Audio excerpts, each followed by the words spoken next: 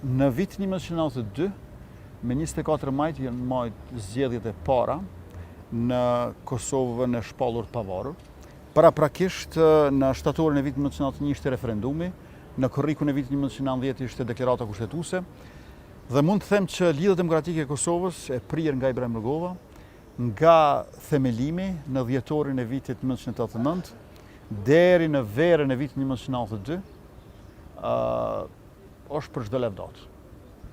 Pra është një subjekt I cili e bashkoi popullin dhe ishte në ballë të rezistencës.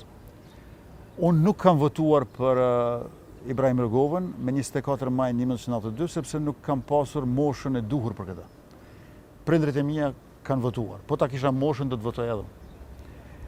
Pas verës së vitit 1992, me qenë se në vjeshtën pasuese nuk konsolidohen institucionet dhe sistemi paralel, si quhej, I Republikës Kosovës mirëmbahej përgjithsisht vetëm nga arsimi e jo dhe nga politika, unë besoj që kjo e degradoi rezistencën aktive në pasive. Dhe këtu ka lindur pastaj mospajtimi. Pra unë e vlerësoj shumë Ibrahim Rugovën për rolin e tij në gati 3 vitet e para të Lidhjes Demokratike të Kosovës. Mendoj që është I pashembullt. Dhe unë para kësaj Rugovën e kam njohur vetëm si njeriu I cili ka shkruar parathënien e botimit të veprave të Kadares nga rilindja. Vetëm atë pjesë kisha lexuar, më vonë kam lexuar edhe punimet e veprat e tij të tjera.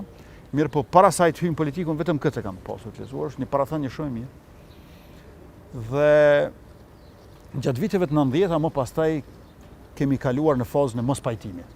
Unë kam qenë student I cili ka dashur rezistencë aktive, po jam pajtuar me qëllimin e Rugovës, ka qenë qëllimi I gjithë popullit, ndërkaq që unë besoj që ai ka performuar një rezistencë pasive. Gjithashtu e vlerësoj edhe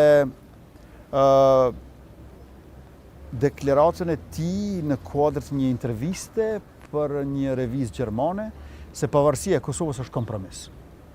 Se në fakt shqiptarët e duan bashkimin kombëtar, po pavarësia e Kosovës është kompromis. Pra ne po e kërkojmë këtë, por mos mendoni që dëshira jonë është reduktueshme në këtë kërkesë.